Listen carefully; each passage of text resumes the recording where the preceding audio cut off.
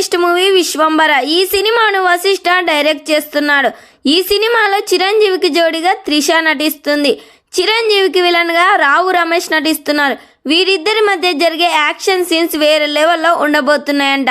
Vashishtha Bimbisara blockbuster movie తర్వాత చేస్తున్న cinema కావడంతో ఈ సినిమాపై ప్రేక్షకుల్లో భారీ హైపే ఉంది.